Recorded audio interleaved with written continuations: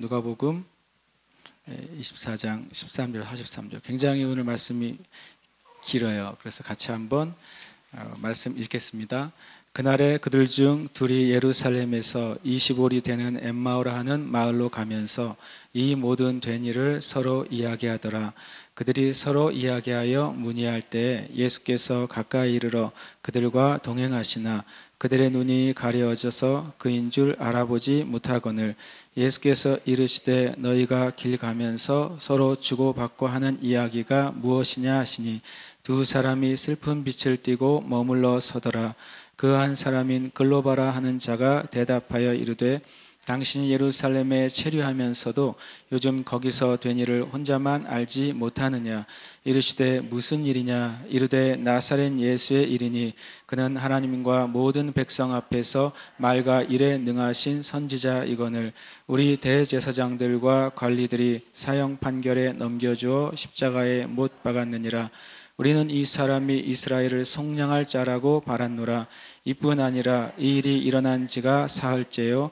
또한 우리 중에 어떤 여자들이 우리로 놀라게 하였으니 이는 그들이 새벽에 무덤에 갔다가 그의 시체는 보지 못하고 와서 그가 살아나셨다 하는 천사들의 나타남을 보았다 함이라. 또 우리와 함께한 자 중 두어 사람이 무덤에 가 과연 여자들이 말한 바 같음을 보았으나 예수는 보지 못하였느니라 하거늘 이르시되 미련하고 선지자들이 말한 모든 것을 마음에 더디 믿는 자들이여 그리스도가 이런 고난을 받고 자기의 영광에 들어가야 할 것이 아니냐 하시고 이에 모세와 모든 선지자의 글로 시작하여 모든 성경에 쓴 바 자기에 관한 것을 자세히 설명하시니라. 그들이 가는 마을에 각 예수는 더 가려하는 것 같이 하시니 그들이 강권하여 이르되 우리와 함께 유하사이다. 때가 저물어 가고 날이 이미 기울었나이다 하니 이에 그들과 함께 유하러 들어가시니라. 그들이 함께 음식 잡수실 때에 떡을 가지사 축사하시고 떼어 그들에게 주시니 그들의 눈이 밝아져 그인 줄 알아보더니 예수는 그들에게 보이지 아니하시는지라. 그들이 서로 말하되 길에서 우리에게 말씀하시고 우리에게 성경을 풀어 주실 때 우리 속에서 마음이 뜨겁지 아니하더냐 하고 곧 그때로 일어나 예루살렘에 돌아가 보니 11 제자 및 그들과 함께한 자들이 모여 있어 말하기를 주께서 과연 살아나시고 시몬에게 보이셨다 하는지라. 두 사람도 길에서 된 일과 예수께서 떡을 떼심으로 자기들에게 알려주신 것을 말하더라. 이 말을 할 때 예수께서 친히 그들 가운데 서서 이르시되 너희에게 평강이 있을지어다 하시니 그들이 놀라고 무서워하여 그 보는 것을 영으로 생각하는지라. 예수께서 이르시되 어찌하여 두려워하며 어찌하여 마음에 의심이 일어나느냐. 내 손과 발을 보고 나인 줄 알라. 또 나를 만져보라. 영은 살과 뼈가 없으되 너희 보는 바와 같이 나는 있느니라. 이 말씀을 하시고 손과 발을 보이시나 그들이 너무 기쁨으로 아직도 믿지 못하고 놀랍게 여길 때에 이르시되 여기 무슨 먹을 것이 있느냐 하시니 이에 구운 생선 한 토막을 드리니 받으사 그 앞에서 잡수시더라. 아멘.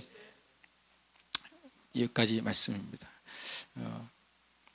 지난주에 이어서 어떻게 부활의 증이 되는가 굉장히 긴 본문이었어요. 그래서 다음 주면 우리가 대망의 누가복음 마지막 말씀을 이렇게 나누게 됩니다. 지난주 복습을 좀 한번 해봅시다. 첫 번째 부활의 증이 되려면 따라해 볼까요? 시작. 무덤에 가야 한다. 두 번째 시작. 돌이 옮겨진 것을 보아야 한다. 세 번째 대한 체험이 있어야 한다. 말씀을 기억해야 한다. 다섯 번째로 전해야 한다라고 나눴습니다. 그래서 오늘 말씀 가운데 세 가지를 더해서 제가 최악의 설교를 하고 있죠. 보통 세 개까지만 기억을 하는데 5 더하기 여섯 번째를 하게 됩니다. 같이 한번 읽겠습니다. 시작. 미련하고 더딘 믿음을 버려야 한다. 이것이 참 우리가 부활의 증인이 되기 위해서는요, 미련하고 더딘 믿음을 버려야 돼요. 그 말을 거꾸로 말하면 우리가 부활의 증인의 삶을 살지 못한다고 하는 것은 예수님 말씀에 의하면 아직도 우리가 미련하고 더딘 믿음 안에 있다는 소리예요. 그것은 저나 여러분이나 예외가 없어요. 누구나 상관없어요.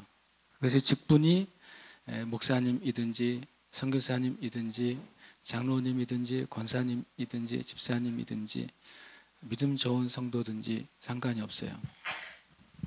부활의 증인으로 살라고 우리를 부르셨잖아요. 그렇게 못 살고 있다면 어떤 면에서든지 우리 안에 미련한 믿음이 있는 거예요.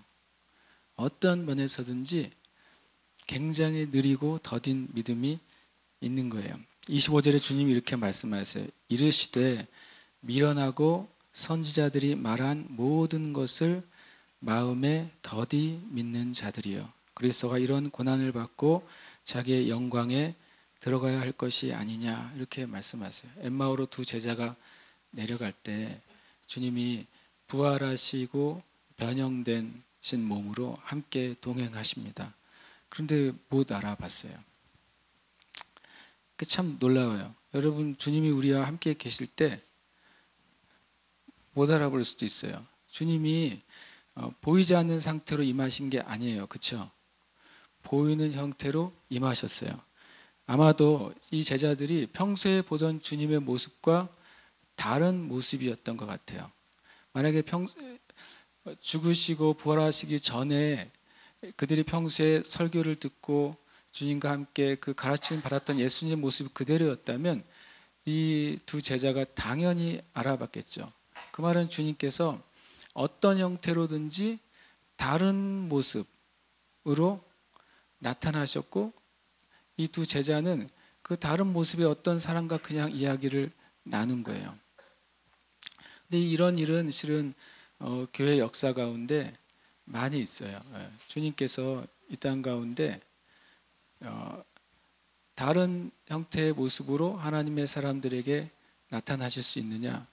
그것은 뭐 신학적으로는 많은 논란의 여지가 있을 수 있지만 그러나 많은 믿는 자들의 경험적으로는 그런 많은 경험이 있어요.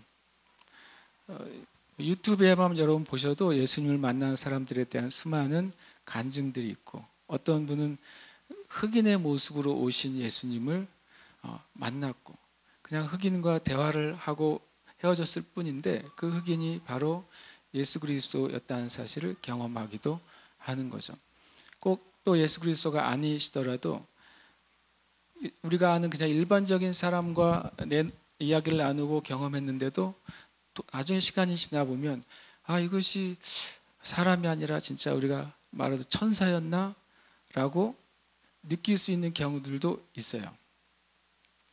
뭐 어떤 위대한 사람 막 유명한 사람 얘기하면 우리가 그분은 그분이니까 그렇게 말할 수도 있는데 우리가 같이 신앙생활하다 이제 서울에 계신 박원기 집사님 계시잖아요. 그 집사님이 한번 저한테 이런 얘기를 했어요. 자기가 천사를 만났대요. 그래서 뭔 소리냐고 그랬어요.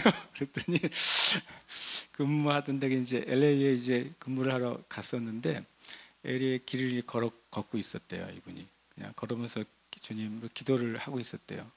어떤 사람이 한 명이 자기를 노숙자도 아닌 것이 자기가 집사님 표현을 참 처음 보는 사람인데 외국 사람 자기한테 와서 말을 걸더래요. 그래서 그렇게 이분 또 항상 쾌활하잖아요. 그래서 외국 사람이지만 응대를 한 거죠. 그랬더니 서로 얘기하다가 네 이름이 뭐냐고 물어봤대. 당신 이름이 뭐예요? 그랬더니 그 정말 상상도 할 수 없는 이름을 말한 거예요. 뭐라 그런지 알까요? 나는 아담이다 그러더래요. 그래서 이 사람이 미친 사람이라고 생각했대요. 진짜로 이 사람은 약간 맛이 갔구나. 그래서 이제 편을 응대하다. 그런데 이분이 자기한테 하나님의 이름으로 축복을 하더래요.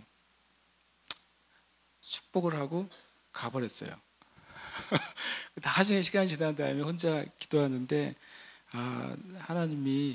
하나님께서 물론 그 자기를 아담이라고 말하는 그 사람이 사람인지 뭔지 모르지만 이분에게는 마치 하나님께서 자기의 그 상황 어떤 상황이 있었는데 그것을 격려해 주시려고 그 한 사람의 입술을 통해서 나를 격려해 주셨구나 라고 느끼셨다는 거죠. 그런 얘기를 저한테 이제 간증을 해주시더라고요. 몰라요?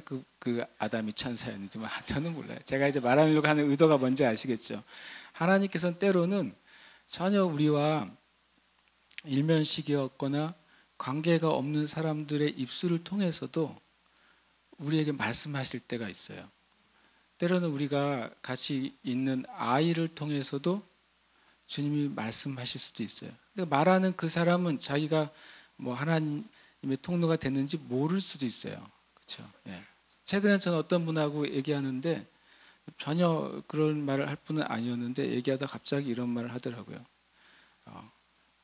기도하고 나가면 두려울 게 없지요. 그러더라고요. 갑자기 튀어나온 말인 거죠. 그러면 이래서 아무 밑도 끝도 없어요. 갑자기 기도하고 나아가면 두려울 게 없죠. 하나님이 마귀의 눈을 가려주시죠. 그러더라고요. 그래서 제가 그 말을 들을 때 이분이 나한테 무슨 의도가 하는지 모르겠으나 마치 저에게는 뭘로 들렸냐면 주님이 저에게 이렇게 하시는 말씀처럼 제가 이렇게 감동이 되는 거예요. 여러분, 실은 이때 이 사람들은 진짜 예수님이 나타나셨어요. 그리고 진짜 예수님인지 모르는 상태로 나타나셨어요. 그런데 이 예수님이 이들의 닫혀진 눈을 열어주시기 시작하셨어요. 여러분과 제가 우리의 삶 가운데 주님 앞에 마음을 열기만 한다면 하나님은 누구를 통해서도 우리에게 말씀하시고 우리의 심령에 주님의 그 메시지를 전달하실 수 있습니다. 아멘. 우리가 그렇게 살기를 간절히 원하는 것이죠. 25절, 26절을 볼 때 주님이 이래서 저한테도 하시는 말씀, 왜 이렇게 미련하냐, 왜 이렇게 더디 믿느냐. 요 구절 한 지금으로부터 2008년이니까 몇 년 전에, 7년 전에, 7년이 9년 전에 설교를 했다가 한 분이 우리 교회 등록을 하신 사건이 있었어요. 그러니까 교회 예배드리러 왔다 갔다 하던 분이었는데 지금은 또 다른 교회 집사님이랑 시집 가가지고 그쪽으로 가버렸어요. 그래서 여러분이 모르세요. 근데 제가 하다가 이 말씀 와서 여러분 우리가 미련하고 더디 믿는 삶에서 벗어나자고 우리가 이렇게 할까 말까 하는 많은 일들이 있는 거죠. 마음에는 주님이 말씀하고 있는데 내가 확신이 없다고 말하는 경우가 많은 거예요. 주님의 뜻이 맞는 것 같은데 내가 그걸 확 붙잡을 수가 없을 때가 많은 거예요. 그래서 맨날 앉아서 뭐 합니까? 주님의 뜻을 알려주세요. 계속 기도하는 거죠. 보여주세요. 들려주세요. 사인을 주세요. 지나가다 새똥이라도 떨어지게 해서 이렇게 기도하는 거죠. 맨날 사인을 구하는 거예요. 그게 실은 미련하고 더디 믿는 것입니다. 왜냐하면 하나님의 말씀은 이미 여러분과 저의 영 안에 말씀하셨어요. 근데 우리가요 미련하고 더디 믿어요. 머리를 계산하는 거죠. 그리고 우리가 두려운 거예요. 그것을 주님 말씀하신 것을 내가 선택하고 실제로 발걸음을 옮기는 것이 힘든 거예요. 그런 얘기를 했는데 그분이 그날 등록을 하셨더라고요. 왜요? 그랬더니 왜 등록하셨냐고 그랬더니 그 얘기를 듣고 자기가 할까 말까 등록을 할까 말까 했는데 그날 등록했대요. 그래서 제가 참 적용을 희한하게 하신다고 제가 그랬어요. 그래서 이 말씀을 제가 읽을 때마다 그 자매님이 생각나요. 로마서 8장 11절 18절에 요즘 저에게 이제 주님이 이제 말씀 전가학교 할 때 딱 주신 말씀이에요. 좀 8장을 하고 있는데 같이 한번 읽어보겠습니다. 시작. 자녀이면 또한 상속자 곧 하나님의 상속자요 그리스도와 함께한 상속자니 우리가 그와 함께 영광을 받기 위하여 고난도 함께 받아야 할 것이니라. 생각하건대 현재 고난은 장차 우리에게 나타날 영광과 비교할 수 없도다. 아멘. 여러분 주님의 자녀이시죠? 예. 주님의 자녀란 말은 성경에 여러 가지 의미를 가지고 있는데 주님의 자녀란 말은 의롭게 되었다는 말을 의미해요. 첫 번째로 법적인 의로움이죠. 우리의 행위와 말과 행동이 온전히 하나님 앞에 100%짜리가 아니어도 예수 그리스도로 말미암아 주님의 자녀가 된 사람들은 주님이 의인으로 보신다는 거예요. 여러분과 저를 주님이 의인으로 보세요. 하나님께서 너는 의롭다라고 말씀하시고 보세요. 그래서 마귀가 우리를 참소할 때, 마귀가 우리의 연약한 것을 찌를 때, 내가 유혹에 빠지거나 또는 믿음의 삶에 실패한 것을 찌를 때마다 우리는 뭘 주장했냐면 내가 자녀로서 하나님 앞에 의인이라는 것을 주장해야 돼요. 그것이 의의 흉배예요. 의인은 뭐냐면 하나님과 나와의 관계예요. 법적인 관계인 거예요. 내가 연약할지라도 우리는 하나님 앞에 그것을 붙잡을 수 있어야 돼요. 마귀가 우리의 심장을 자꾸 찌르잖아요. 우리의 감정을 찌릅니다. 우리 연약한 것을 찔러요. 그래서 성경은 가슴을 보호하는 흉배는 의라고 말씀하시는 거예요. 하나님과 우리의 관계를 말해요.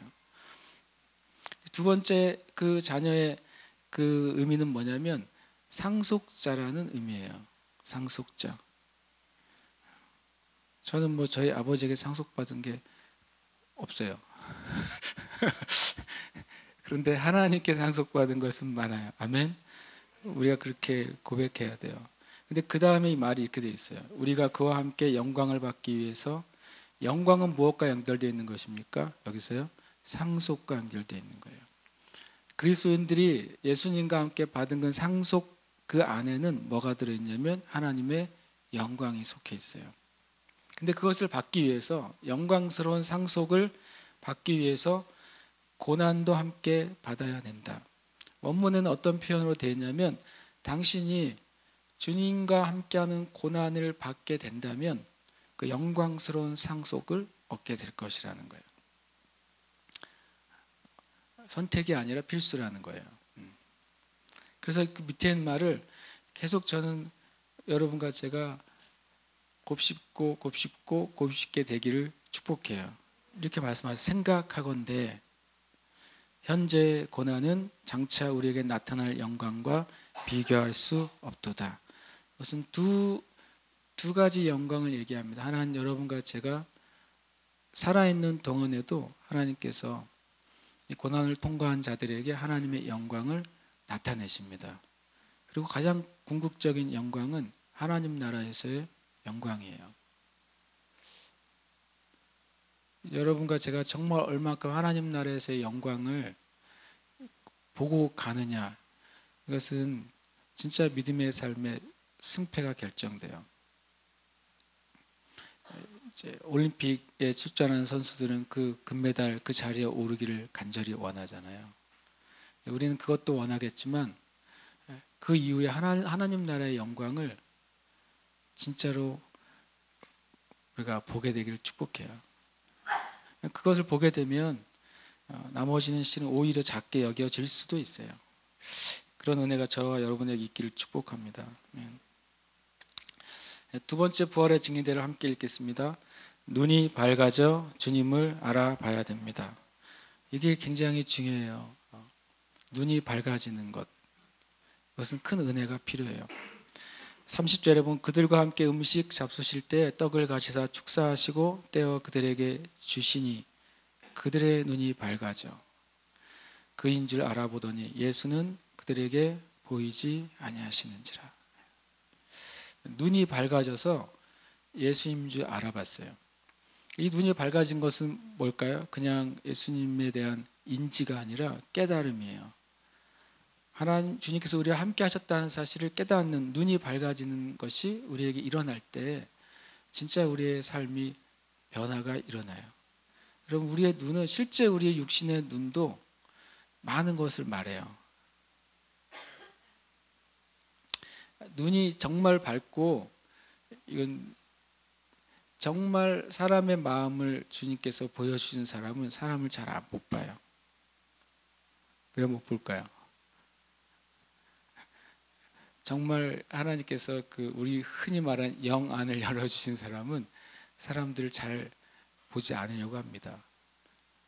제가 아는 어떤 분이 그랬다고 그래요. 어떤 사람이 자기 앞에서 거짓말만 하면 그 사람이 작게 보인대요. 그런데 그게 신기하게도 분명히 그 사람은 거짓말 안 하고 있는데 자기 눈에서 눈을 보고 있는데 그 사람이 자꾸 작아지는 거예요. 피노키오의 코가 길어지는 게 아니라 그분의 주님이 그걸 보여주시는 거예요. 그래서 사람들 그 다음부터 못 만났대요.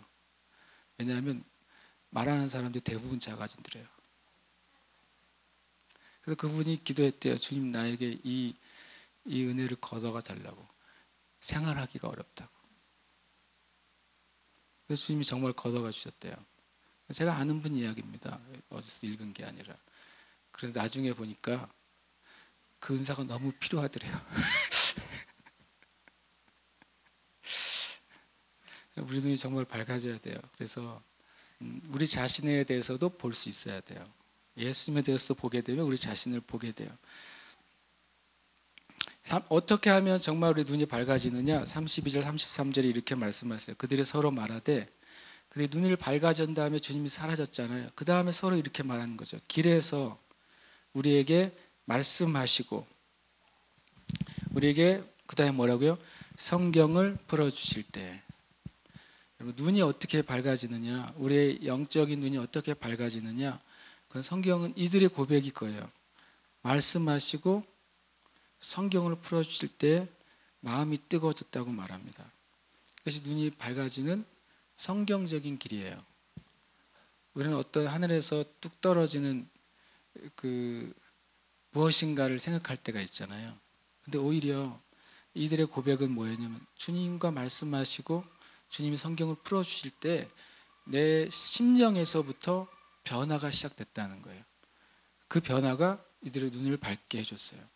여러분, 우리가 하나님의 말씀이 우리 안에서 풀어져야 돼요. 풀어진다는 게 무슨 뜻입니까? 말씀이 진짜 뭐라고 말하는지 하나님의 목적과 의도를 깨닫게 되는 거예요. 하나님의 목적과 의도를 깨닫게 될 때 우리의 눈이 밝아지게 돼요. 그 변화가 뭐냐면요, 곧 그때로 일어나. 그때가 언제인지 알아요? 성경 읽어보시면요, 밤이에요. 밤이란 말이죠. 예수님을 더 가시려고 하니까 이제 밤이 되었으니까 위험하니까 뭐라고요? 가시지 말고 우리랑 같이 있읍시다 해서 밤에 함께 성찬을 나누잖아요. 그럼 밤이 깊어졌죠. 당시에 예루살렘에서 엠마오로 가는 길은 수많은 도적대가 많은 곳이에요.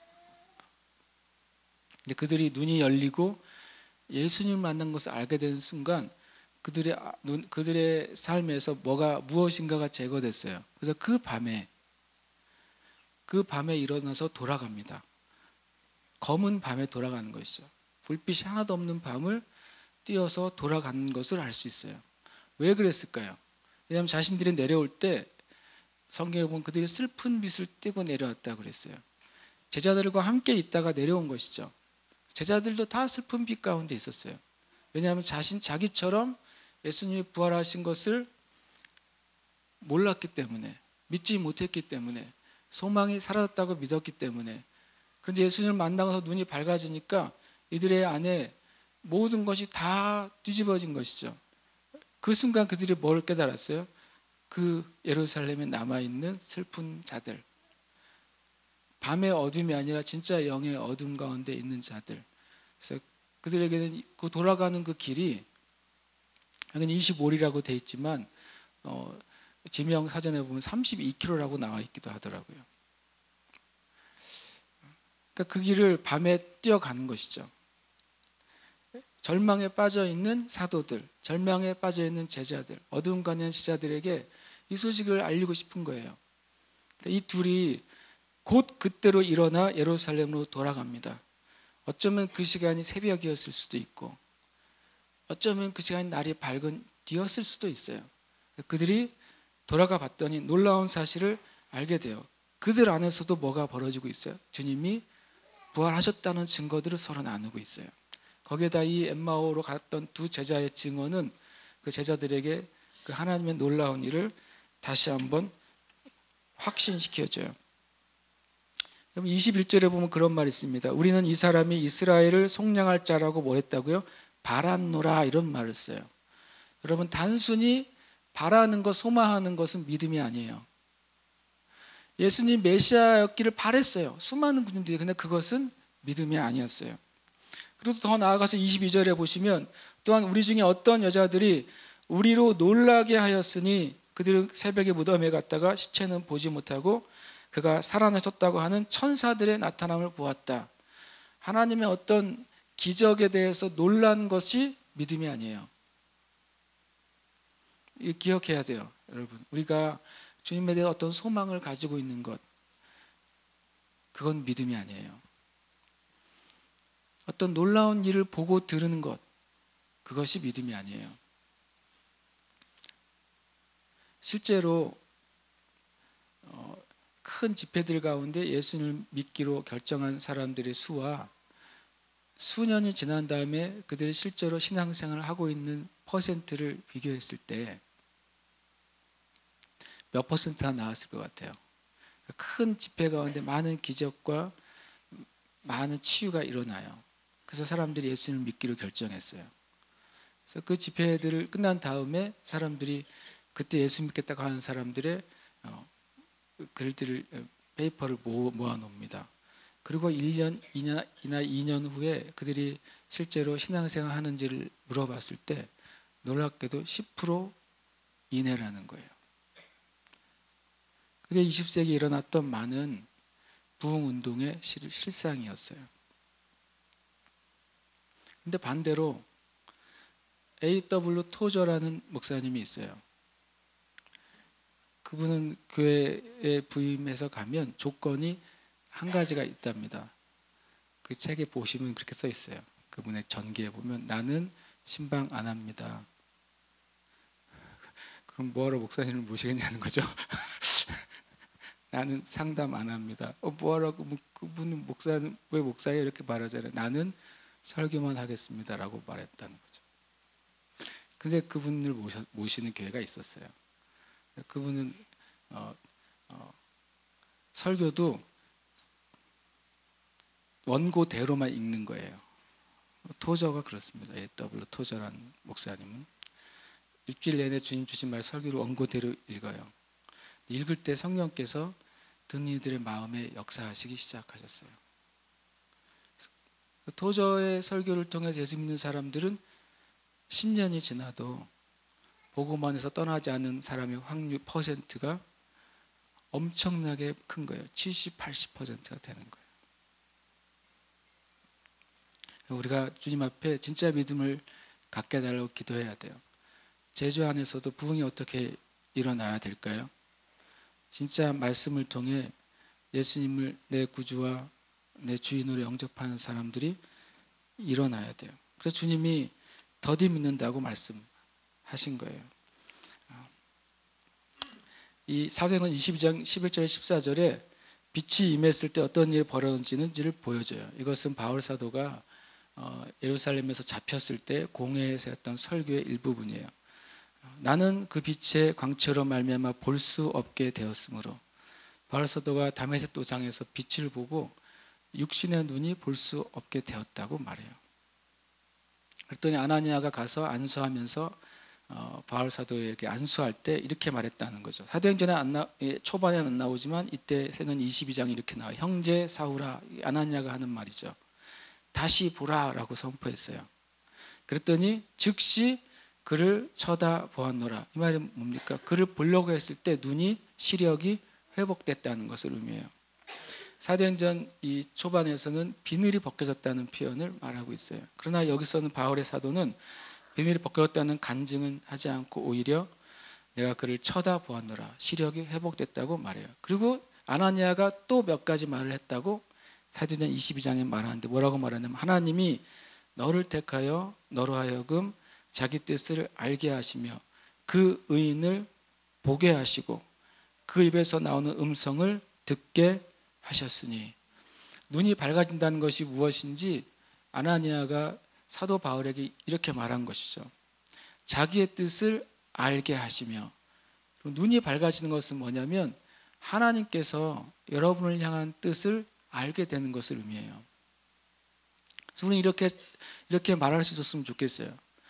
하나님이 나를 향한 뜻은 이것입니다 라고 말하는 것. 그것이 눈이 밝아진 증거라요.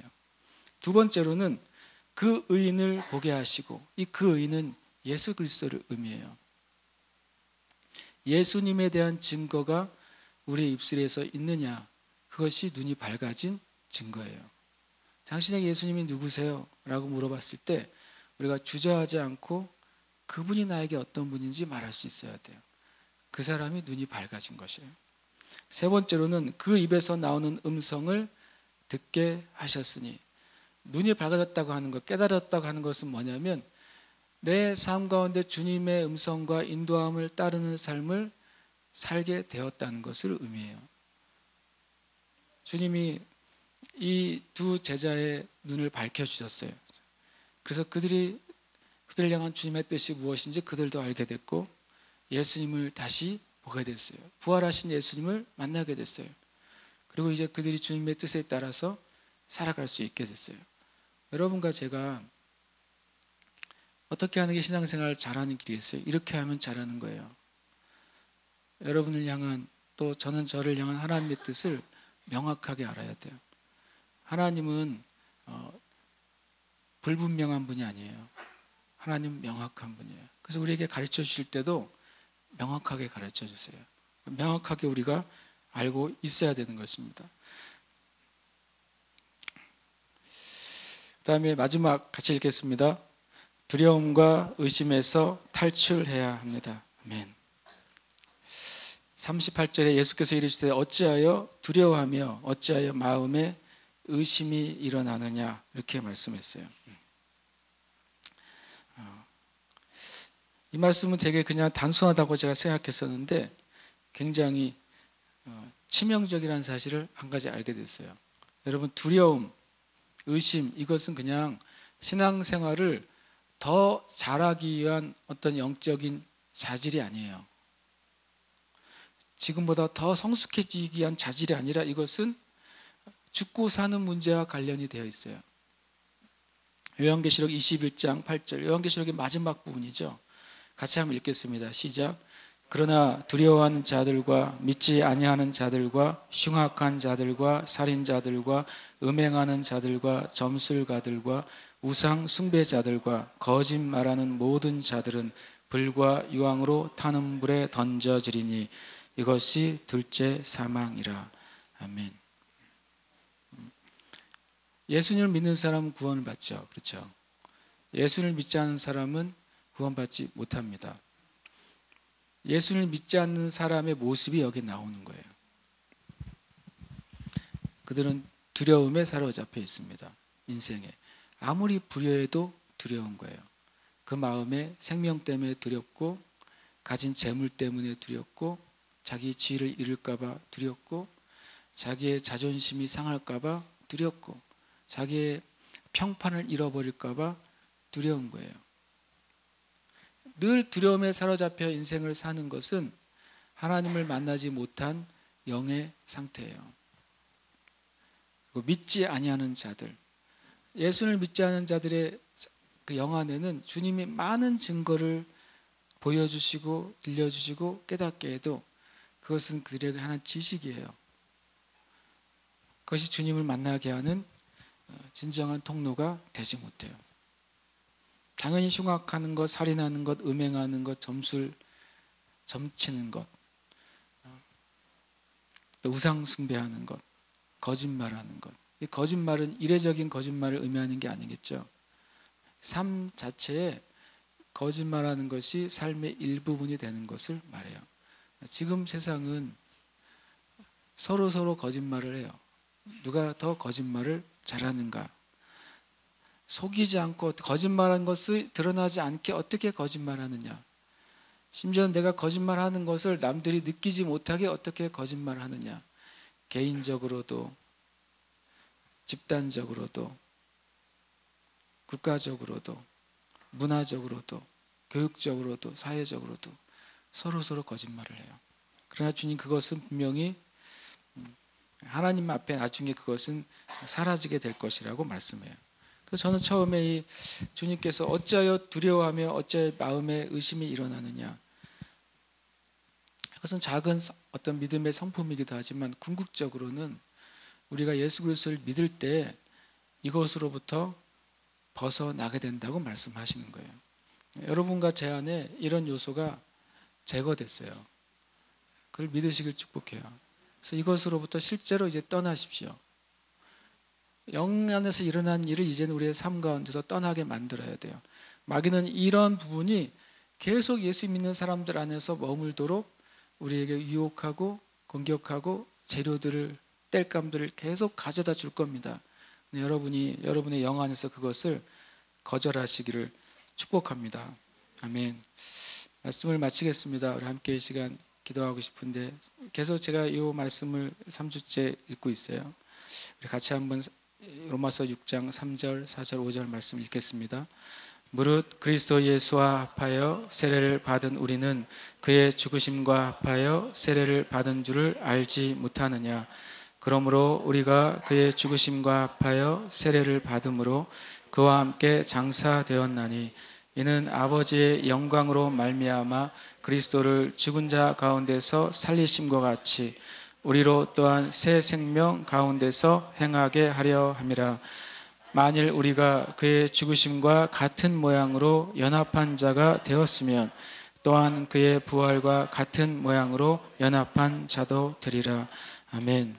이렇게 함께 시간 기도할 때 주님, 주님의 그 태어나심부터 주님의 부활하심까지 누가가 우리에게 자세히 알려주고 있습니다. 주님, 우리의 삶 가운데, 여정 가운데서도 주님을 믿음으로 나의 영이 다시 살아났고 주님을 만남으로 나에게 새 생명이 주어진 것처럼 하나님, 또 주님께서 주님과 함께 내가 죽고 내 자아가 주님 안에서 죽고 또 새 영과 또 새 마음으로 다시 살아나는 은혜, 그래서 내 삶 가운데 과거의 어둠과 또 우리의 삶 가운데 마귀가 쳐놓은 모든 저주의 그물로부터 완전히 해방돼서 주님의 부활하신 온전한 모습과 같이 연합할 것이라고 말씀하셨는데 그 연합의 삶을 맛보게 하시고 그 연합의 삶을 경험하게 하여 주시옵소서.